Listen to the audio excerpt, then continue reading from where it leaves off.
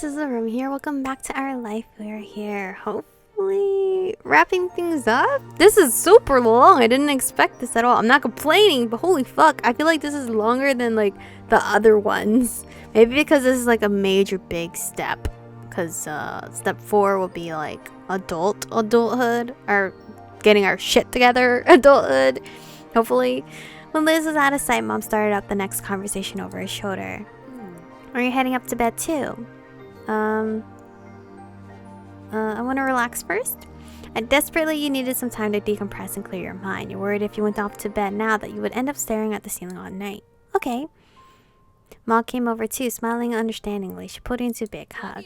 Alright, you do what you need to. I love you. When you were done hugging Mom pulled you into another hug. Their actions basically handing you off to the other had you laughing jovially. I love you so much. I love you too. Aww.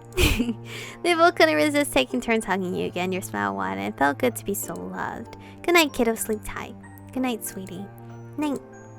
After that, your mom headed off towards their bedroom down the hall. You were about to turn the other direction when you heard Mom's voice. And don't let the bed bugs bite. You heard Mom chuckling as you watched him go with a smile. Time had passed, but you weren't entirely sure how much. Sighing, you sat up on the couch. It was a good rest, and all of your tired muscles felt quite relaxed.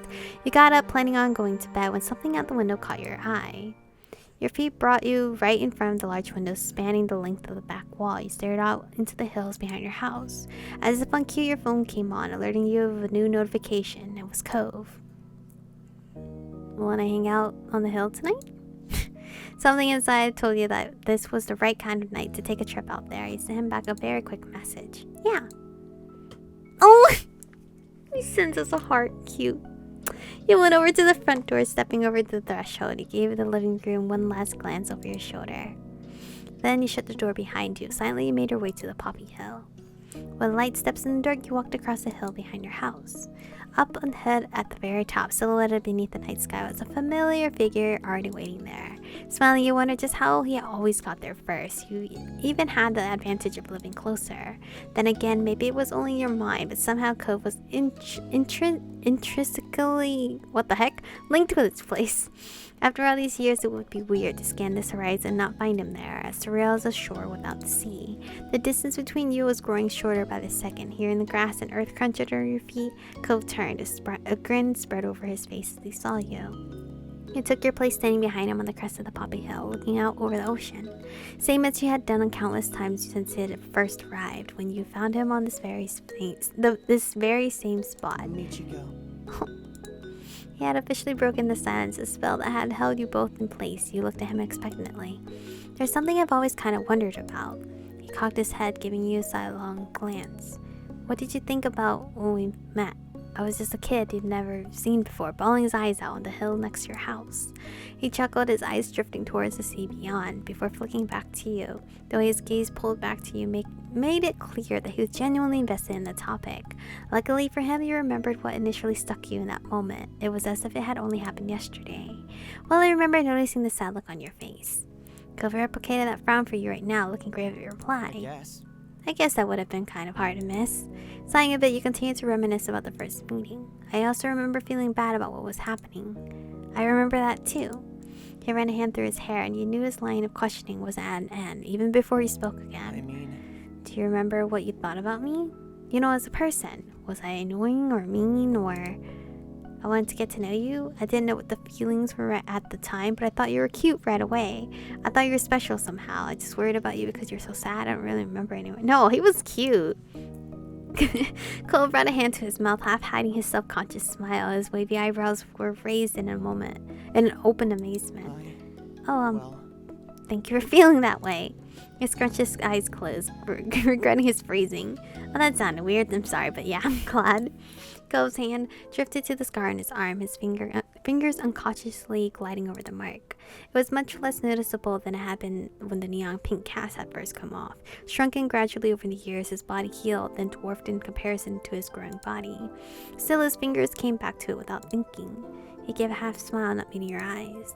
I feel bad now. The thoughts I had were, well, considering what you were thinking, I came across as a lot worse of a kid. You didn't like me? No. No, it definitely wasn't that. Cove lifted his head, finally committing to meet your eyes fully once more. I remember you that day. I remember it well, really well. I don't think I'd ever be able to forget. I can picture the way you looked back then when I first saw you standing right there. I still know the expression on your face when you chose to sit with me in the grass. He chuckled derisively, interrupting his own monologue. You scared me at first. I figured I'd be alone out there until I had to face my dad again, and then suddenly another kid appeared out of nowhere. It was startling, but I got over that fast. You were a strange person in a strange place, but in that moment you were exactly what I needed. Somebody I could talk to freely about what was happening and how it made me feel. And you listened to me and stayed with me. He sighed, then bit his lip as he gave a small smile. I was a little bit spoiled growing up. Let it go to you a little. Yeah, you were. It wasn't bad. You were dealing with a lot. Cove tilted his head to the side, smiling softly at your defense of his smaller self. He looked off again, seeking clarity for his thoughts in the expanse of the night sky. What I'm trying to say is, when I was younger, I viewed myself basically as the center of the universe. I didn't even imagine it wasn't like that. I mean, things didn't simply happen. That would be weird, according to my little kid brain. It made far more sense that everything in my life had a specific connection to me, somehow, right? He saw affirmation in you, with your brows raised as he tried to explain his childlike logic. So at the time, you felt almost unreal.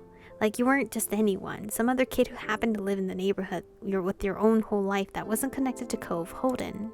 No, to me, you were there so that you could find me when I was lost. Though it turns out you were there for that. You were trying to find me because something had sent you specifically to do that. I just didn't expect it to be my dad. I guess he knew more about what I needed than I thought. He chuckled, shaking his head as he shook off the thought. I kind of expected it all to vanish like a dream when that night was over. I would wake up and everything would be the same again. I'd be back in my bed at home, my real home, with both my parents. The future was something I couldn't picture anymore. I didn't know what school would be like when I went back, or the table where I'd eat breakfast the next morning or anything. And if I couldn't imagine it, how could I think it was something actually happening?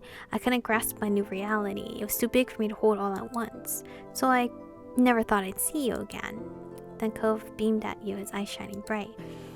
And I never ever would have been able to guess that 10 years later, when I was a grown-up, the two of us would still be together. I'm so glad I met you. It's hard to believe it's been so long. Guess that makes me your dream come true. Mere words gonna compress the joy you felt. You smiled. No, let's be little goofball here. Guess that makes me your dream come true. You've been joking, but Cove nodded in agreement. You are. You exactly are. But the smile faded from his face as his eyebrows drew together. That was the worst day of my life at the time. The day my family broke apart. It was too heavy for me to even think about. I felt that way for I don't know how long. He held a hand over his heart, connecting with the pain he felt as a child, and looked at you earnestly. It's okay. But that was never really true. Things have gotten better with me and with Mom and Dad. It was the change we all needed. His eyes were growing misty. So when I remember that time right now, it's not the point that my life was over. It was only the moment that I met the woman. It was only the moment that I met the woman I love. When I was crying to a stranger over what I thought I'd lost, I didn't have any idea that she would be the one thing in the world that I actually wouldn't be able to live without. Oh. I love you. I never want to lose you. You're so wonderful. Thank you for all of this. You couldn't reply to that. No, what the fuck? I think I would instantly say I love you for that.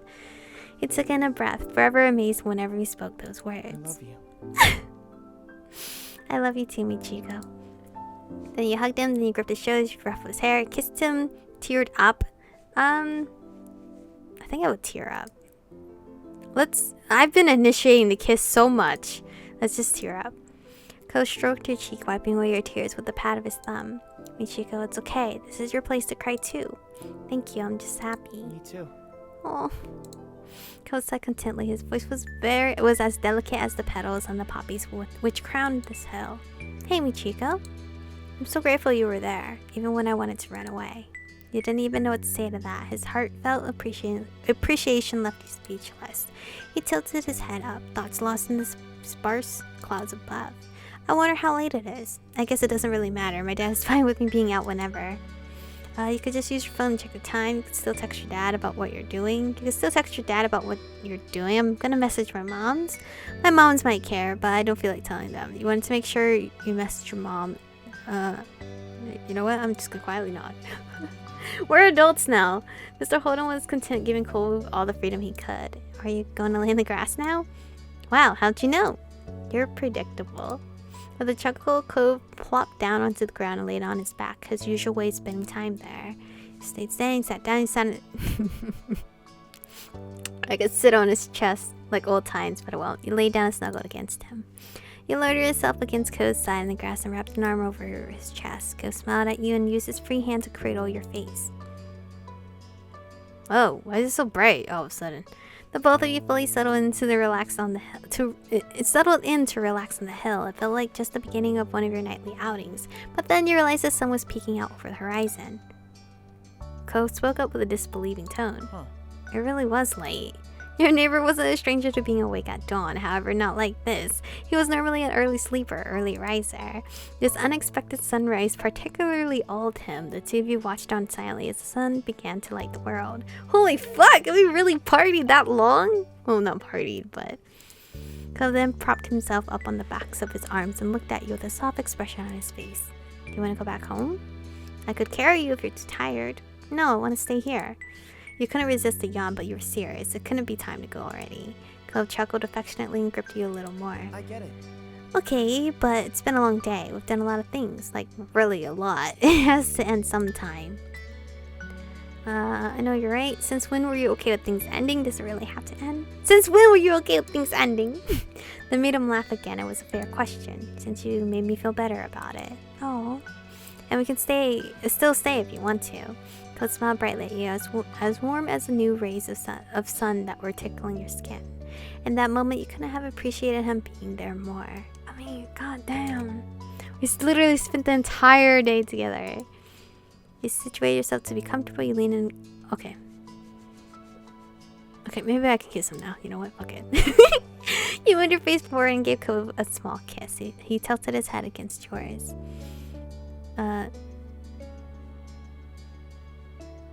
You're my favorite neighbor.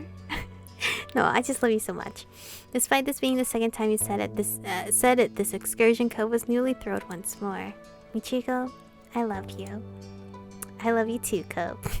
The two of you remained together on that familiar poppy hill where you first met until the world began to fade and blur. You were falling asleep.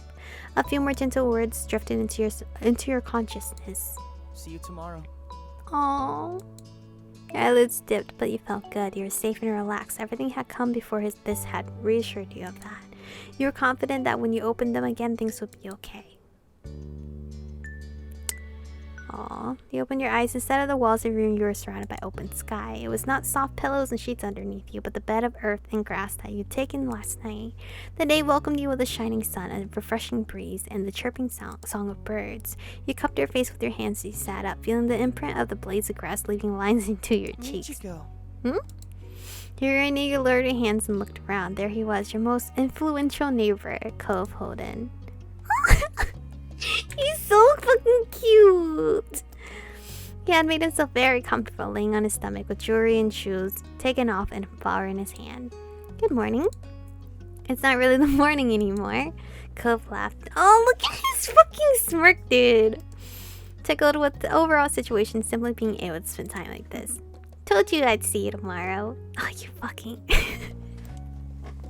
Oh, you smartass. Where'd you learn that? It's the exact same day, Cove. Pretty safe bet. We see each other nearly every day. Alright, good for you. I'm glad you're right. You smiled at him. Cove was happy to allow comfortable silence to wash over you both. Cove turned his head up to the sky, his expression content. Looks like it's gonna be a nice day. We'll have to come up with something to do to make the most of it.